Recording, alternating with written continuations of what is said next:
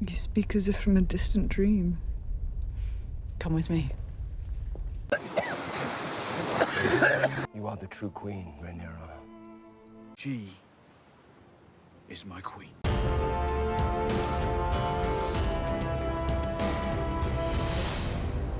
Just before House of the Dragon premiered for its second season, George R.R. Martin dropped a strongly worded blog post attacking adaptations. With series like Prime's The Ring of Power and Netflix's The Witcher, just to name two, most people at the time saw it as George speaking out against the trend in entertainment that has seen highly regarded works butchered on screen and franchises ruined. Now, though, after seeing House of the Dragon abandon the intentions of the Dance of the Dragons in Fire and Blood, it's clear that those words were aimed at Ryan Condal, Sarah Hess, and the others who misrepresented and warped his work. This is what George had to say on adaptations.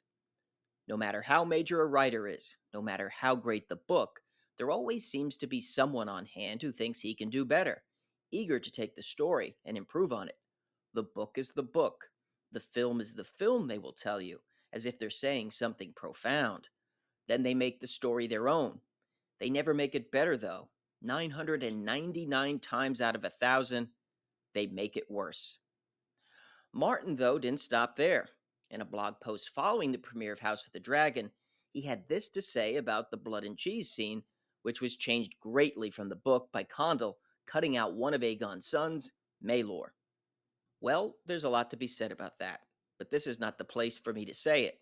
The issues are too complicated. Somewhere down the line, I will do a separate post about all the issues raised by Blood and Cheese and Maelor the Missing. There's a lot to say. George has yet to go in any deeper on this issue in his blog.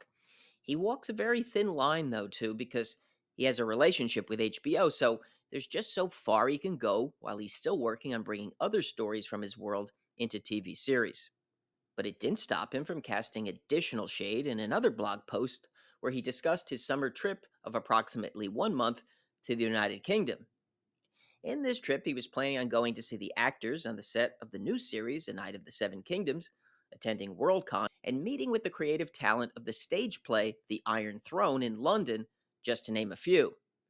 And then he added this line: "The writer's room for House of the Dragon Season 3 is also meeting in London, but I have no plans to attend." So it's clear how George feels about House of the Dragon this season. His only real praise was offered to the Battle of Rook's Rest, which most people felt was outstanding. It has to be extremely difficult for George, who provided a solid framework for this story and consulted very closely with Ryan Condal in season 1, to then see what has become of his story now. And this brings us to what is always the big elephant in the room for Martin, the next book in his A Song of Ice and Fire series, The Winds of Winter. It's now been 13 years since the last novel, A Dance with Dragons, was released. Despite the excellence we saw in the early seasons of Game of Thrones, that series ended badly. But I ask you now, if we choose you, will you wear the crown? Why do you think I came all this way? And the wheels have very quickly come off now on House of the Dragon. George's legacy depends upon him finishing the A Song of Ice and Fire story, because none of these TV adaptations are doing his stories any justice.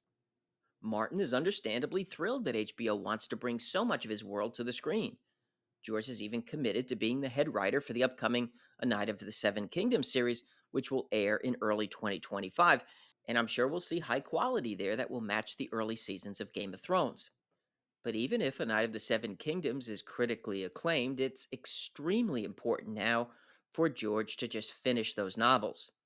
Not only will it be what his work is ultimately judged by, but it also affords him the opportunity to not allow inferior adaptations to define his life's work. It's his chance to show all these other people up and to have the final word. Most of the early films based on Stephen King's novels were terrible, but they're long forgotten now because we still have the source material which surpassed them. Nevertheless, I think that The Winds of Winter is probably edging close to the finish line.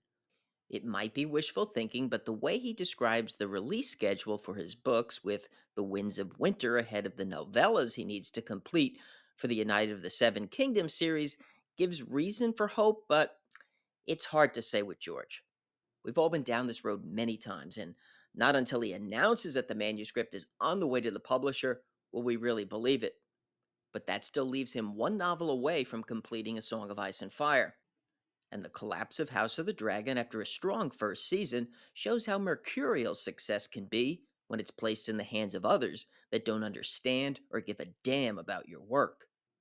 Yes, we all want to see the winds of winter and a dream of spring and how this epic story concludes, but the person who should want to see it most is the one that has the most at stake. If you enjoyed this one, make sure to hit the like button. If you're interested in more on House of the Dragon and A Song of Ice and Fire, listen to Caraxes and subscribe. I want to thank everyone for watching, and I'll see you soon.